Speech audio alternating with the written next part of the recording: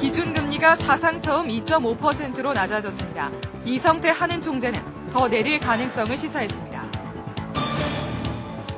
경영난에 시달려온 쌍용자동차가 결국 법정 관리를 신청했습니다. 정부는 쌍용차 협력업체들에 대한 지원 대책 마련에 착수했습니다.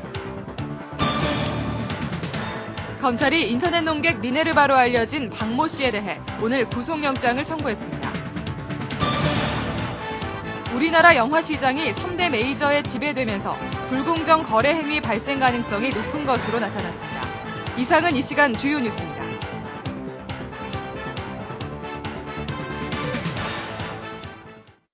시청자 여러분 안녕하십니까? 첫 소식입니다. 한국은행 금융통화위원회 금리 인하로 기준금리가 사상 처음으로 2%대로 내려갔습니다. 이성태 총재는 지난 분기 상당히 큰 폭의 마이너스 성장을 했다며 금리를 더 내릴 가능성을 시사했습니다. 김학일 기자의 보도입니다. 한은금통위는 오늘 정례회를 열고 기준금리를 연 3%에서 0.5%포인트 내린 연 2.5%로 결정했습니다. 이에 따라 기준금리는 사상 처음으로 2%대에 진입하게 됐습니다. 기준금리는 지난 10월부터 3개월 만에 모두 2.75%포인트나 인하됐습니다. 한국은행 이성태 총재는 회사채와 기업어음 금리는 여전히 높다며 앞으로 기준금리를 더 내릴 가능성도 시사했습니다. 경제 활동이 크게 위축되는 것을 이제 좀 완화하는데, 그리고 금융시장이 하루속히 안정을 되찾도록 하는데 기여할 수 있도록 그런 방향으로 지금 통화정책을 운영을 해 나갈 생각입니다. 이처럼 계속되는 금리 인하는 경기가 예상보다 빠르게 침체되고 있기 때문입니다. 이성태 총재는 지난해 4분기 우리 경제가 상당히 큰 폭의 마이너스 성장을 했다고 말했습니다. 따라서 올해 성장률이 당초 한은의 전망치인 2%가 아니라 마이너스로 내려갈 가능성도 배제할 수 없을 것으로 보입니다. 이 총재는 다만 기준금리를 무한정 내릴 수는 없다는 점도 밝혔습니다. 기준금리가 일반적인 물가 상승률인 3% 아래로 이미 내려갔다는 점을 고려는 해야 한다는 것입니다. 이 말은 금리가 너무 낮아 금리 정책으로는 아무것도 할 수 없는 이른바 유동성 함정도 경계해야 한다는 뜻으로 풀이됩니다. 결국 유동성 함정의 직전 수준으로 흔히 이야기되는 2%까지 금통위가 앞으로 금리를 내릴 가능성이 높은 것으로 관측됩니다. CBS 뉴스 김학일입니다. 경영난에 시달려온 쌍용자동차가 결국 기업 회생 절차를 밟기로 했습니다. 쌍용차는 상하이에서 개최된 이사회를 통해 법정관리 개시를 신청하기로 결정함과 동시에 경영 정상화를 추진해가기로 했다고 밝혔습니다. 법정관리가 개시되면 최대 주주인 중국 상하이차는 경영권 행사가 중지되기 때문에 사실상 쌍용차 경영에서 손을 뗀 것으로 풀이됩니다. 쌍용차 법정관리 신청과 관련해 정부는 유동성 지원과 노사 문제 등을 측면 지원할 방침이라며 쌍용차에 대한 직접적인 지원보다는 협력업체가 피해를 입지 않도록 지원 방안을 찾겠다고 밝혔습니다. 검찰이 인터넷 논객 미네르바에 대해 허위사실 유포 혐의로 구속영장을 청구하면서 법원이 구속영장을 발부할지가 초미의 관심이 되고 있습니다. 서울중앙지검에서 심나리 기자가 보도합니다. 서울중앙지검 마약조직범죄수사부는 인터넷 논객 미네르바로 알려진 박모 씨에 대해 구속영장을 청구했습니다. 박 씨는 전기통신기본법상 허위사실을 유포한 혐의를 받고 있습니다. 검찰은 박 씨가 지난달 29일 포털사이트 다음에 올린 글 등이 허위사실에 해당한다고 보고 있습니다.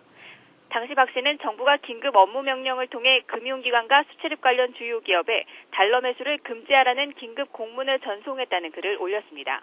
박 씨의 구속 여부는 내일 오전 10시 30분 서울중앙지법에서 열리는 영장 실질심사를 통해 결정됩니다. 여기서 관건은 박 씨가 글을 올리면서 허위 사실이라는 점을 알고 있었는지입니다. 법원 관계자는 박 씨가 사실이라고 믿을 만한 근거가 있고 허위인지 몰랐다면 영장이 기각될 수 있다고 설명했습니다. 하지만 아무 근거 없이 글을 지어냈다면 구속은 불가피하다는 것이 법원의 시각입니다. 의견 표명이 아닌 사실에 관한 것을 허위인지 알면서도 고의로 유포했을 경우 허위사실 유포에 해당한다는 것입니다. 이에 대해 박 씨는 오늘 민주당 법률지원단을 접견한 자리에서 자신이 미네르바이며 허위사실을 유포한 적이 없고 공익을 해칠 목적도 전혀 없었다고 주장했습니다. 지금까지 서울중앙지검에서 CBS 뉴스 신나리입니다. 지난 18대 총선 과정에서 한나라당 비례대표 공천을 받게 해주겠다며 수십억 원의 돈을 받은 이명박 대통령의 처형 김옥희 씨가 오늘 항소심에서도 징역 3년을 선고받았습니다.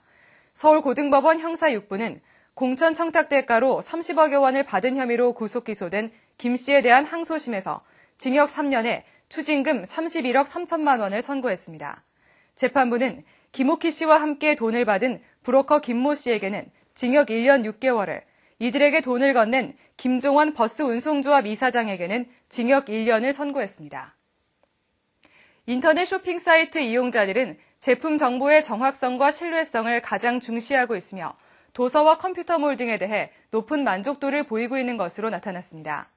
서울시가 100개 인터넷 쇼핑몰을 선정해 이용자 4,000명을 대상으로 만족도 조사를 벌인 결과 도서류와 컴퓨터 취급몰의 만족도가 가장 높게 나타났으며 오픈마켓에 대한 만족도가 가장 낮게 나타난 것으로 밝혀졌습니다. 종합쇼핑몰의 롯데닷컴, 컴퓨터몰의 IT컴퓨터, 화장품 스킨베베, 도서몰의 교보문고 등이 각각 유형별 1위를 기록했습니다.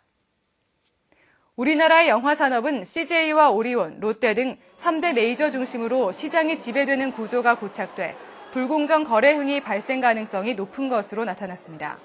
공정거래위원회에 따르면 영화 상영 시장은 CJ의 CGV와 프리머스 시네마가 39%, 오리온의 메가박스가 12%, 롯데시네마가 18% 등으로 전체 70%가 넘는 독과점 형태를 이루고 있습니다.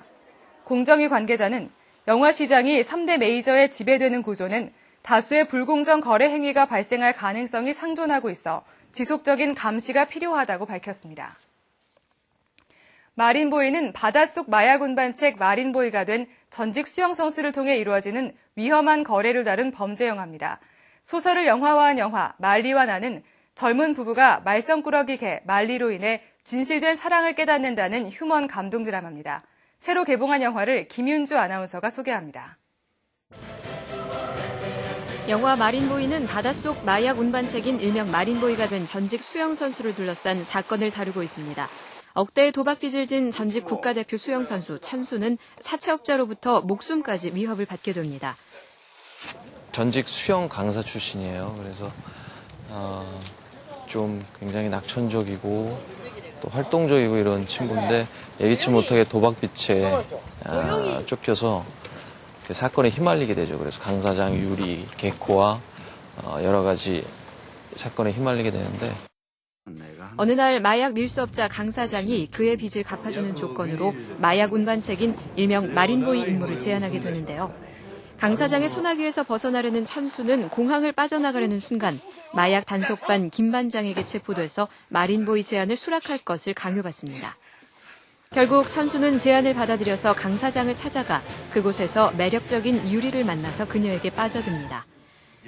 천수는 D-Day 날 험난한 바닷속 여정에 몸을 던졌지만 전혀 상상하지 못한 상황이 기다리는데요. 마린보이는 마린보이로 변신한 김강우의 남성적인 매력과 박시연의 섹시한 매력을 한껏 느낄 수 있는 범죄 영화입니다.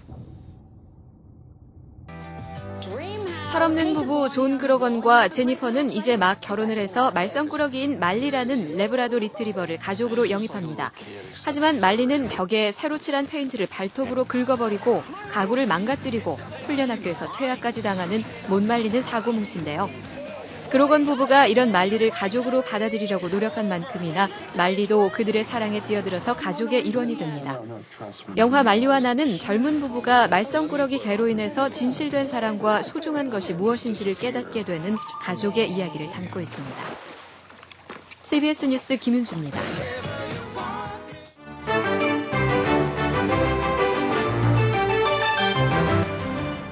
이스라엘이 가자 지구를 공습한 지 13일이 됐습니다. 유엔 안보리에서는 가자 지구의 휴전을 촉구하는 결의안을 통과시켰는데요. 각국의 외무장관들은 유엔에서 승인된 휴전 결의안을 통해서 가자 지구의 평화가 찾아오길 기대한다고 합니다. 이스라엘군 철수 결의안이 통과된 뉴욕의 유엔 본부로 한번 가봅니다. 이스라엘이 가자 지구를 공습한 지 13일째 되는 날, 유엔 안전보장이사회는 가자 지구에서의 즉각적인 휴전과 이스라엘군의 철수를 촉구하는 유엔 결의안을 통과시켰습니다. 이번 결의안 표결에 미국은 기권했지만 휴전 결의안은 14표를 얻으면서 만장일치로 통과됐습니다. 뉴욕시청 앞에 모인 150명의 시위자들은 뉴욕시장의 사진을 향해서 신발을 던집니다. 마이클 블룸버그 뉴욕시장은 이번 주 초 이스라엘을 방문해 가자 공습에 지지를 표했는데요. 뉴욕 시민들은 이에 대한 항의 표시로 그의 사진에 신발을 던졌습니다. My message to Bloomberg is shame on you. How dare you speak for all New Yorkers and ignore the fact that 560 people died and many of them innocent women. 팔레스타인들이 희생됐지만 하마스의 로켓 공격으로 희생당한 이스라엘인들은 10명에 불과하다고 주장했습니다. 중미 코스타리카 수도 산호세 북서쪽으로 35km 떨어진 곳에서 진도 6.2 규모의 강진이 발생했습니다. 주변의 집들은 유리창이 깨지고 벽이 파손되는가 하면 도로는 무너져 내려 모두 훼손됐습니다. Y todo el mundo aquí dando gritos y llorando y ellas quedaron ahí. 이번 지진으로 산사태가 나면서 2명의 여자아이들이 매몰돼 목숨을 잃었는데요. 아직까지 정확한 신원은 밝혀지지 않고 있습니다. 지금까지 박주연이었습니다.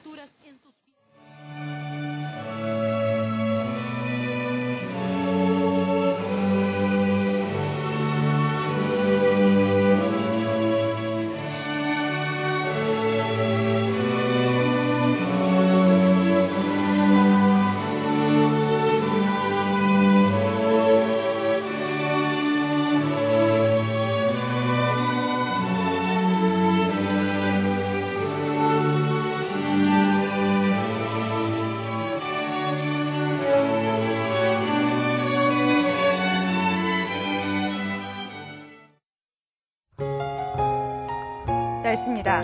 내일 전라남북도와 제주도에서는 눈이 온 뒤 오후에 개겠고 충청남도 서해안에서는 아침 한때 눈이 오는 곳이 있겠습니다. 그 밖의 지방은 대체로 맑겠습니다. 아침 최저 기온은 영하 15도에서 영하 2도, 낮 최고 기온은 영하 4도에서 영상 5도가 되겠습니다. 서울 지역 현재 기온은 영하 2.7도입니다. 이상으로 CBS 뉴스를 마칩니다. 여러분 고맙습니다.